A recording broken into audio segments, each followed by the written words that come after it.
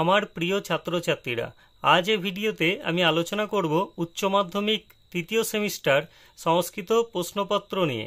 শুধুমাত্র প্রশ্ন এবং উত্তর নিয়ে আলোচনা করব না, প্রশ্ন অ্যানালাইসিস করব এবং উত্তর তোমাদের বুঝিয়ে দেব। তোমরা হয়তো ইউটিউবে অনেক ভিডিও পাবে যেখানে উত্তরগুলোই শুধু জানানো হচ্ছে এবং অনেক ভুল উত্তর দেওয়া হচ্ছে, যেহেতু ব্যাখ্যা করা হচ্ছে না। আমি ভিডিওটা একটু বড় হলেও সমস্ত প্রশ্ন ব্যাখ্যা করে তোমাদের উত্তরগুলো জানাবো, তাই অবশ্যই ভিডিওটা শেষ পর্যন্ত দেখবে। তো দেখো, আমি এখানে প্রথম যে প্রশ্নটা আছে সেটা তোমাদের দেখাই। তোমাদের প্রথম প্রশ্ন আছে, রাজবাহন কোন রাজ্যের রাজপুত্র ছিলেন? কী হবে উত্তর? মগধের। যেগুলো তোমাদের বোঝানোর থাকবে, যে প্রশ্নগুলো, অবশ্যই আমি সেগুলো বুঝিয়ে বুঝিয়ে বলবো তোমাদের। তারপরের প্রশ্ন দেখো, রাজহংসের পদযুগল কিসের দ্বারা আবদ্ধ ছিল? এটা পদ্ম মৃণালের দ্বারা হবে। অনেকে ভুল করে রৌপ্য শৃঙ্খলের দ্বারা করে এসেছো, আমি জানি। কারণ কি, তোমরা হয়তো যদি এখানে প্রশ্নে থাকতো রাজবাহনের পদযুগল কিসের দ্বারা আবদ্ধ ছিল, তাহলে হতো রৌপ্য শৃঙ্খলের দ্বারা। কিন্তু এখানে বলা হচ্ছে যে রাজবাহন আর অবন্তী সুন্দরী যে স্বপ্ন দেখেছিল, সেই স্বপ্নে যে তারা রাজহংসকে দেখেছিল, সেই রাজহংসের পদযুগল কিসের দ্বারা আবদ্ধ ছিল? উত্তর হবে পদ্ম মৃণালের দ্বারা। তারপর দেখো 3 নম্বর প্রশ্ন, বালচন্দ্রিকা স্বামী হলেন? উত্তর পুষ্পোদ্ভব হবে। তারপর 4 নম্বর প্রশ্ন দেখো কি বলা হয়েছে, তমপহস্তয়া দত্ত জ্ঞান প্রদীপ। এখানে তয়া বলতে কাকে বোঝানো হয়েছে? তাহলে কি হবে এটা? এটার বাংলা যে মানেটা, সংস্কৃত এই বাক্যটার বাংলা মানেটা হচ্ছে, তুমি আমার মনে জ্ঞানের প্রদীপ জ্বালালে, মানে আমার যে মনের অন্ধকার সেটা দূর করে জ্ঞানের প্রদীপ প্রজ্বলিত করলে। এই কথাটা বলেছিল অবন্তী সুন্দরী। কিন্তু এখানে বলা হয়েছে, এখানে তয়া বলতে কাকে বোঝানো হয়েছে? মানে এই যে তুমি, এই তুমি বলতে কাকে বোঝানো হচ্ছে? এটা উত্তর হবে কি? রাজবাহনকে বোঝানো হচ্ছে। তারপর দেখো পরের প্রশ্ন, রাজবাহনকে কে ব্রাহ্মণাধম বলেছিলেন? চন্ডবর্মা। এটা পাঠ্যাংশের একদম শেষের দিকে আছে, দেখবে তোমরা টেক্সটটা। 6 নম্বর প্রশ্ন, এটা তোমাদের যে পদ্যাংশ আছে, যোগ কর্মসু কৌশলম, সেখান থেকে দেয়া হয়েছে প্রশ্ন। দেখো কি বলছে, কারা শ্রেষ্ঠ ব্যক্তিদের অনুসরণ করে? সাধারণ মানুষেরা। তারপর দেখো, বিন্দতি শব্দের অর্থ কি হবে? 4টে অপশন আছে, সঠিক উত্তর হচ্ছে ডি, লাভ করা। বিন্দতি শব্দের সংস্কৃত প্রতিশব্দ হচ্ছে লভতে, যার বাংলা অর্থ হচ্ছে লাভ করা। তারপর দেখো 8 নম্বর প্রশ্ন, লোকস তদনুবর্ততে, এর সন্ধি বিচ্ছেদ করতে বলা হয়েছে। লোক তৎ অনুবর্ততে, অপশন সি সঠিক উত্তর।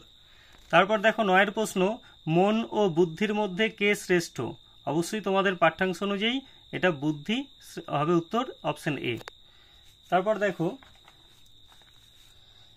10 নম্বর প্রশ্ন, কর্মেন্দ্রিয় কয়টি? উত্তর কি হবে? 5টি। তোমরা যারা আমার কাছে অফলাইন পড়ো অথবা যারা অনলাইনেও ক্লাস করো, তোমরা সবাই জানো, এগুলো সব ব্যাখ্যা করা হয়েছে তোমাদের। কর্মেন্দ্রিয় 5টি কি কি? না, বাক, পানি, পাত, পায়ু আর উপস্থ। তারপর দেখো এখানে বলা হচ্ছে 11 নম্বর প্রশ্নে, শকুন্তলা উপাখ্যান বর্ণিত হয়েছে কোথায়? কোথায় আছে? 4টে অপশন দেওয়া আছে, সঠিক উত্তর কি হবে? মহাভারতে। আমরা মহাভারতে শকুন্তলা উপাখ্যান দেখতে পাই, তাহলে ডি হবে সঠিক উত্তর। 12 নম্বর প্রশ্ন, শকুন্তলার পালক পিতাকে? পালক পিতা বলেছে, কর্ণ হবে উত্তর, ক মূর্ধন্যয়ে বয়ে, কর্ণ। তারপর দেখো, মানে কার কাছে পালিত হয়েছিল, লালন পালন করেছিল কে শকুন্তলাকে? কি উত্তর হবে? কর্ণ। তারপর দেখো 13 নম্বর প্রশ্ন, কো নামস্নোদকেন নবমালিকাং সিঞ্চতি, এ কথা কে বলেছিলেন? উত্তর হবে প্রিয়ংবদা। এটাও পাঠ্যাংশের মানে নাট্যাংশের যে শেষের দিকে আছে, যখন অনসূয়া বলবে প্রিয়ংবদাকে যে সখী, এই যে শকুন্তলা অভিশপ্ত হয়েছে সেটা আমাদের দুজনের মধ্যেই থাক, সেটা আর ওকে জানাতে হবে না, তখন প্রিয়ংবদা সেই কথা সমর্থন করে বলেছিল, হ্যাঁ, এই যে লাইনটা আছে এই লাইনটা বলেছিল, এই যে সংস্কৃত বাক্যটা, এটার বাংলা মানে হচ্ছে, কেই বা নবমালিকায় মানে নতুন লতায় বা নতুন গাছে উষ্ণ জল সেচন করতে যায়। একটা একদম নরম বা কোমল লতায় যদি গরম জল ঢালা হয় তাহলে সে আর বাঁচবে না। তো সেই রকম শকুন্তলাকেও এই অভিশাপটা আমরা জানাবো না। এই কথাটা কে বলেছিল? প্রিয়ংবদা। তারপর 14 নম্বর প্রশ্ন, দুষ্যন্ত শকুন্তলার কোন মতে বিবাহ হয়েছিল? গান্ধর্ব মতে। এগুলো সব ব্যাখ্যা করেছিলাম তোমাদের, আশা করছি তোমরা সঠিক উত্তর করে এসছো। ভারতীয় শাস্ত্রসম্মত মানে বিবাহ রীতি 8 প্রকার বিবাহ রীতি আছে, তার মধ্যে একটা হচ্ছে গান্ধর্ব। গান্ধর্ব মতে বিবাহ কি না, পিতামাতা এবং গুরুজনদের অনুমতি না নিয়ে বিবাহ করা। তো দুষ্যন্ত এবং শকুন্তলার বিবাহটা সেই রকম ছিল, তাই এখানে 14 নম্বর প্রশ্নের সঠিক উত্তর হবে সি। তারপর 15 নম্বর প্রশ্ন দেখো, বলা হয়েছে সত্য মিথ্যার মাধ্যমে সঠিক বিকল্পটি চিহ্নিত করো। এখানে বলি, দেখো প্রথমে বলেছে অনসূয়া দুর্বাসার পা ধোয়ার জলের জন্য ব্যবস্থা করেছেন, এটা সত্য। তারপর এটা হবে সত্য। তারপর বলেছে দেখো এখানে ট্রু, টি লিখলাম। তারপর বলেছে প্রিয়ংবদা অনুনয় বিনয় করে ঋষি দুর্বাসাকে শান্ত করে, এটাও ট্রু, সত্য এটাও। তো এগুলো পড়ানোর সময় আমি ডিটেলসে তোমাদের বলেছিলাম এগুলো মনে রাখার উপায়গুলো। তারপরে দেখো বলেছে শকুন্তলা পিতার চিন্তায় মগ্ন ছিল, বলেছে পিতার চিন্তায়, ভুল। কার চিন্তায়? তাহলে এটা ফলস হলো, স্বামীর চিন্তায় মগ্ন ছিল। তারপরে বলেছে দুর্বাসা সাপ মুক্তির উপায় বলে দেন, হ্যাঁ বলে দিয়েছিল, অভিশাপ থেকে কিভাবে মুক্তি পাবে, তাহলে এটা হবে ট্রু। তাহলে কি হচ্ছে 1, 2 আর 3 হচ্ছে ঠিক মানে সত্য, আর সরি 1, 2 আর 4 হচ্ছে সত্য, আর 3 নাম্বার যেটা আছে সেটা হচ্ছে মিথ্যা। দেখো এখানে বি অপশনে দেওয়া আছে 1, 2 আর 4 সত্য আর বি মিথ্যা, তাহলে এখানে অপশন বি হচ্ছে উত্তর 15টা। পরের প্রশ্ন দেখো, বলেছে এখানে শ্রেষ্ঠ পদটি গঠনের জন্য কোন সূত্রের প্রয়োজন হয়েছে? প্রশস্য স্র, এই সূত্রটার প্রয়োগ হয়েছে। এখানে অনেকে শ্রেষ্ঠ চ করে এসেছো, এটা ভুল। তারপরে দেখো 17 নম্বর প্রশ্ন, ভার্গব পদটির ব্যুৎপত্তি নির্ণয় করো। ভৃগুযুক্ত অন, যারা আমার ইউটিউব চ্যানেল সাবস্ক্রাইব করে রেখেছো, তোমাদের যে কুইজের আকারে প্রশ্নগুলো দিচ্ছিলাম পরীক্ষার আগে, সেখানেও দেখবে এই প্রশ্নটা দেওয়া আছে, যে ভৃগুযুক্ত অন ভার্গব, এই প্রশ্নটা দেখবে দেওয়া আছে। তারপর দেখবে এখানে পরের প্রশ্ন 18 নম্বর প্রশ্ন বলছে আত্মপ্রীতি অর্থে কি কি অর্থে ক্ষীর, বৃক্ষ, লবণ, এছাড়া আর কি অর্থে কচ প্রত্যয় হয়? অশ্ব অর্থ। একটা সূত্রটি দেখবে, সূত্রের প্রথমেই আছে অশ্ব শব্দটা। তারপরে দেখো 19 নম্বর প্রশ্নে বলা হচ্ছে শূন্যস্থান পূরণ করো। বুদ্ধি যুক্ত, তারপর শূন্যস্থান আছে তুই বুদ্ধিমান, তাহলে বুদ্ধির সঙ্গে কোন প্রত্যয় যুক্ত হয়েছে? তাহলে কি হবে? এখানে মতুপ প্রত্যয় যুক্ত হয়েছে। তোমাদের একটা লিস্ট দেওয়া হয়েছিল, বলা হয়েছিল যে এইগুলো থেকে প্রশ্ন আসার সম্ভাবনা আছে, সেই লিস্টের মধ্যেও তোমরা এগুলো পেয়ে যাবে দেখবে। তারপরে দেখো 20 নম্বর প্রশ্ন, এখানে বলা হচ্ছে স্তম্ভ মিলিয়ে সঠিক বিকল্পটি চিহ্নিত করো। এই যে লিস্টের কথা বললাম, মানে একটা ছক দেয়া হয়েছিল, এই তরফ তমপ ইসন ইষ্টন এর একটা ছক দিয়েছিলাম, সেই ছকের মধ্যেই দেখবে তোমরা এইগুলো পেয়ে যাচ্ছ সবগুলোই। তাহলে এখানে দেখো প্রথমে একে আছে পিতৃমত, এটা মতুপ হবে। বৈশামিত্র, এটা অন প্রত্যয়ন্ত হবে। ওই যে ঋষিদের নাম আছে, তোমাদের অফলাইন পড়ানোর সময় বুঝিয়েছিলাম এগুলো। তো যাই হোক, এখানে দেখো যদি এই দুটো অপশন দিয়ে মিলে যায় তাহলে তোমরা আর বাকি অপশনগুলো দেখার দরকার নেই। তো দেখো এই দুটো, একেরটা কি হলো বি আর দুয়েরটা এ। দেখবো আমরা একেরটা বি আর দুয়েরটা এ কোথায় আছে। দেখো একেরটা বি আর দুয়েরটা এ একমাত্র ডি অপশনে আছে, তাহলে বাকিগুলো না দেখলেও কিন্তু আমি উত্তরটা করে আসতে পারবো। পরীক্ষার আগে তোমাদের এই ট্রিক্সগুলো শেখানো হয়েছিল। তারপর দেখো তাহলে এটা উত্তর হলো কি ডি। পরের প্রশ্ন 21 নম্বর প্রশ্ন বলছে অপবর্গে কোন বিভক্তি হয়? অপবর্গে তৃতীয়া বিভক্তি হয়। এগুলো কারক থেকে প্রশ্ন, জানো। তারপর এখানে দেখো স্তম্ভ মিলিয়ে সঠিক উত্তরটি নির্বাচন করো। অকনা কানো, তাহলে অঙ্গের বিকার ঘটেছে, তাহলে জেনাঙ্গ বিকার হবে। তারপর বলেছে শোকেন দুঃখম, তাহলে এখানে দুঃখের কারণ কি, হেতু কি? শোক, তাহলে এটা হেতৌ তৃতীয়া হয়েছে। জটাভি তাপসম, কি ইত্যম্ভূত লক্ষণে, কেন না জটার দ্বারা তাকে আমি মাথার যে জটা, সেই জটার দ্বারা চিনতে পারলাম তাকে তাপস বলে, তাহলে এটা ইত্যম্ভূত লক্ষণে। আর পিতা আগত পুত্র, এটা কি হবে? সহযুক্ত অপ্রধানে। এখানে সহশব্দের প্রয়োগ তোমরা দেখতে পাচ্ছ না, অনেক ক্ষেত্রে বলা থাকে যে পিতা পুত্রেণ সহ গচ্ছতি, আবার অনেক ক্ষেত্রে কিন্তু এই সহশব্দটার প্রয়োগ এখানে উজ্জ্ব থাকে, দেখা যায় না। তারপরে দেখো তাহলে এটার উত্তর কি হবে? উত্তর আমি ওখানে করে দিয়েছি, এখানে দেখো সি হচ্ছে সঠিক উত্তর। পরের প্রশ্ন কটা হয়েছে? 22। 23 নম্বর প্রশ্ন দেখো, বলেছে কারক বিভক্তি নির্ণয় করতে রাম বনং গচ্ছতি, অর্থাৎ এখানে কি হবে? কর্মে দ্বিতীয়া, বনং গচ্ছতি মানে কর্মে দ্বিতীয়া, ওই যে কর্তুর ঈপ্সিততমম কর্ম সূত্র অনুযায়ী কর্মে দ্বিতীয়া হয়েছে এটা।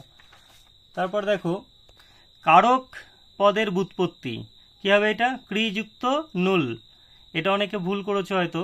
তারপরে দেখো 25 নাম্বার আছে স্বতন্ত্র কর্তা। সূত্রটি কোন কারকের? কর্তৃকারকের। স্বতন্ত্র কর্তা, কর্তা নিজে ক্রিয়া সম্পন্ন করে। এগুলো সব পড়ানো হয়েছে অফলাইন পড়ানোর সময়। তো তারপর বলা হয়েছে অভাব অর্থে অব্যয়ীভাব সমাস। এগুলো একদম ধরে ধরে বোঝানো হয়েছিল, এমনকি অফলাইন ক্লাসে নির্জনম শব্দটা দিয়েই বোঝানো হয়েছিল। তাহলে কি বলেছে? অভাব অর্থে কি নির্জনম হবে। নির্জনম মানে কি? জনশূন্য। অনেকের প্রশ্ন ছিল স্যার নি, অ, দু এই তিনটেই তো হয়, তো এখানে কোনটা হবে কি করে বুঝবো? আমি তোমাদের বুঝিয়েছিলাম যে তোমরা কি বলো যে অজনম মানে জনশূন্য একটা জায়গা, তুমি একটা রাস্তা, ফাঁকা রাস্তায় তুমি একা যাচ্ছ, তাহলে কি বলো? এটা অজনম, এটা দুজনম, না কি বলো যে এটা নির্জন স্থান, নির্জন। তাহলে এটা কি হবে? অভাব অর্থে। তারপরে দেখো চতুর্থী তৎপুরুষ সমাস নিষ্পন্ন হয়েছে কোন পত্রী? নিষ্পন্ন পত্রী কোনটি? এটা হবে যুপদারু। যুপায় দারু হচ্ছে ব্যাসবাক্য। তারপর দেখো রাজ্ঞপুত্র, এইটা উদাহরণ দিয়ে বোর্ডে লিখে বোঝানো হয়েছিল, ওখানে রাজ্ঞপুরুষও বুঝিয়েছিলাম, এখানে রাজ্ঞপুত্র দিয়েছে, এটা ষষ্ঠী তৎপুরুষ হবে, রাজপুত্র। তারপর পাণিনির মতে সমাস কয় প্রকার? 4 প্রকার। একদম সহজ প্রশ্ন, কিন্তু ইম্পর্টেন্ট ছিল, তোমাদের বলেছিলাম। তারপর আছে দেখো সমুদ্রম সমাসবদ্ধ পদটির ব্যাসবাক্য, এটাও অব্যয়ীভাব সমাস থেকে নেওয়া হয়েছে। মদ্রানাং সমৃদ্ধি, এটা সমৃদ্ধি অর্থে হয়েছে অব্যয়ীভাব, তাহলে এ হবে উত্তর। তারপরে দেখো 31 নম্বরে বলছে বামন শব্দের অর্থ ক্ষুদ্রাকৃতি। বামন মানে কি? খাটো বা বেটে বা ছোট এরকম বোঝায়, তাহলে এখানে কি হবে? ক্ষুদ্রাকৃতি। তারপর দেখো 32 নম্বর প্রশ্ন, এখানে বলা হচ্ছে ভাসের ছদ্মনাম। অনেকে ভুল করবে, এখানে অগ্নিমিত্র অনেকে করে আসবে না, এখানে জ্বলন মিত্র হবে, বা অগ্নিপ্রিয়। অগ্নিপ্রিয় যদি থাকতো তখন অগ্নিপ্রিয়ও উত্তর হতো, কিন্তু এখানে অগ্নিমিত্র আছে, খেয়াল করতে হবে। জ্বলন মিত্র বা অগ্নিপ্রিয় ভাসের ছদ্মনাম। তারপরে দেখো 33 নম্বরে কবি ভবভূতির রচিত প্রথম নাটক কোনটি? এটা মালতী মাধব। তোমাদের একটা লিস্ট দিয়েছিলাম, একটা ছক দিয়েছিলাম, যারা অফলাইন পড়ো গ্রুপে যারা অ্যাড আছো, তো সেই ছকের একদম শেষে দেখবে ভবভূতির 3টে রচনা পরপর দেয়া আছে।